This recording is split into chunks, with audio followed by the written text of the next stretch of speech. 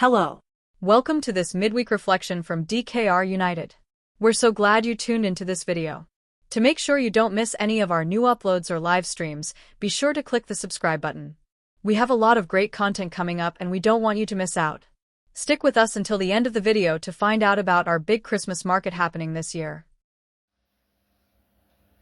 Hello everyone, it's Rev Deanna Cox here, and I want to talk to you today about family, about moving and embracing change, embracing uncertainty with hope and love. This coming Sunday is All Saints' Day. And so it's fitting that it's a time where we think of the family that has gone before us, the legacy that we are left with. And it's interesting because I was away last week. There was no midweek reflection and I was not preaching on Sunday because I was down in Fort Macleod, Alberta. I went to a rural ministry conference, and I was also down there. I took some family with me because we were scattering some ashes on a homestead of my on my husband's side, and so we were doing a lot of kind of thinking about our ancestry. As we were trying to track down, family that might know the current owners of the homestead to get permission and, and things like that. And as you do that, you're thinking about who those people were, where they came from. My husband's great grandfather, let me make sure I got that right. I think it is, yeah.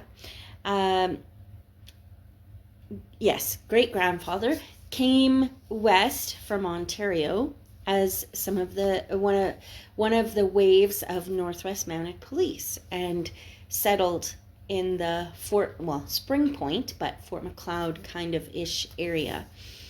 And so as I'm thinking about All Saints and thinking about what inspired him or pushed him to move, and the things that he left behind, and the wisdom and the things that he brought with him, and how he used both of those things to build a community and build a life there.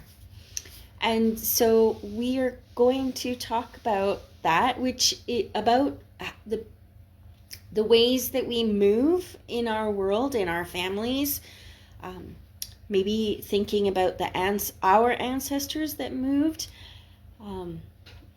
and thinking of other newcomers that are coming to our country, even if we ourselves have been here for multiple generations.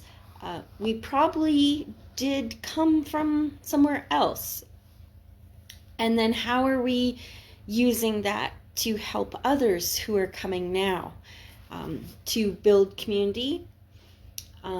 What are some things that we struggled with letting go of, or that we wanted to hold on to and maybe couldn't? Or what are the things that helped us, that we held on to, that really helped us as we adjusted to a new way of being? And so it's appropriate, as I sit here beneath pictures of my family that we're talking about All Saints' Day, and picture of me and my dad, who's now gone, and is a saint in that we will remember and think of.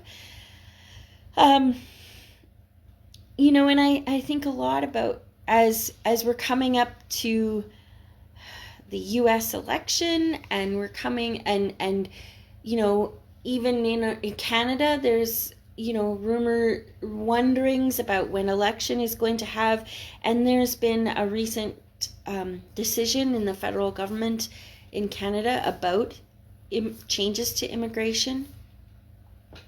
And as I sit on the admissions board in the United Church for evaluating and deciding about ministers that want to come from other places to become part of the United Church of Canada, and thinking about all those things of what these changes will mean for them, for their work, for their families, hearing the reasons that they want to come and be part of Canada and part of our church, and just all the things that, and trying to put myself in their shoes, I guess, and thinking of what it would be like to leave basically everything, or most everything, and come to a new place, and to think about, how am I welcoming those that come to our community?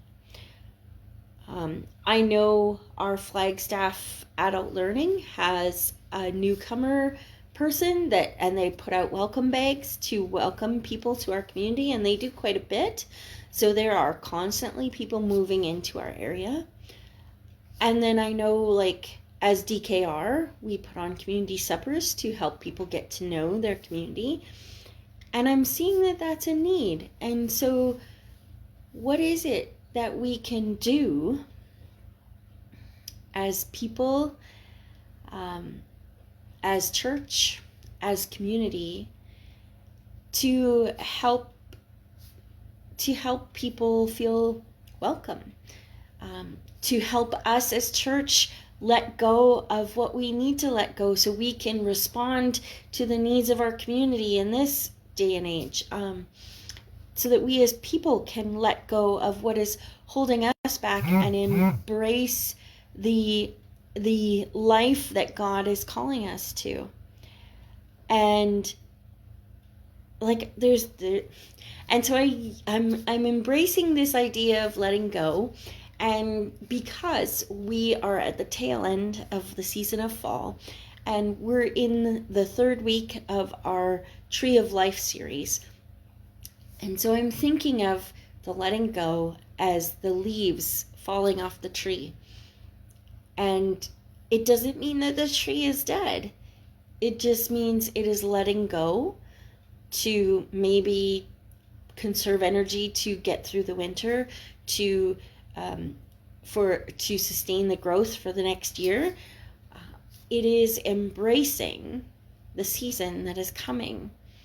And so I want us to think about how we are doing that. And we're going to look to a couple passages of scriptures, another selection from Philippians 3, and a Genesis passage, Genesis 18. And so I invite you to think about the saints that have gone before you, how they might have moved through history, people that are moving now, thinking about what or your moves that you've made, even if it's just community to community, what you've had to let go of, and how we might help others let go of what needs to be, so that we can more fully embrace our future as people called by God to live in hope, to live in love, and loving our neighbor as ourselves.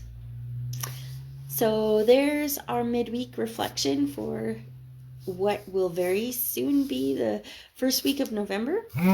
Reminder that it is fall back day on Sunday. So we change our time change, daylight savings time. So we are going to switch your clocks back as well.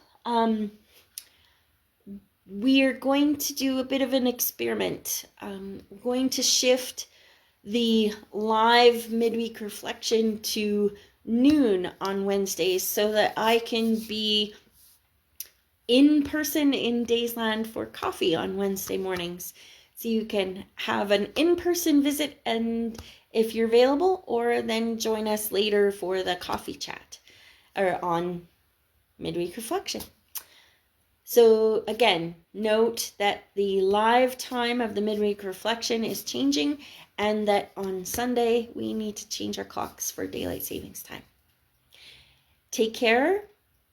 Think of all the things that you are letting go and what is the most important that you're holding on to, and that hopefully that is hope and love of their neighbor. Take care, everyone. God bless. Bye. Hello. Thank you for watching our video. If you enjoyed it, please give it a like and subscribe to our YouTube channel DKR United. When you do this, you will be notified when we post new videos or go live on YouTube. If you haven't already, be sure to check out our Facebook page called DKR United Church to see our local events, worship services, information, inspiration, and so much more. The big Christmas market is happening Saturday, December 7th from 10 a.m. to 3 p.m. downtown Killam, Alberta. If you would like more information on any event, please contact the Killam United Church Office using the information in the video description below. Please feel welcome to join us for a Sunday worship service on November 3rd in either Killam United Church with Rev Deanna or Daysland United Church with a lay leader.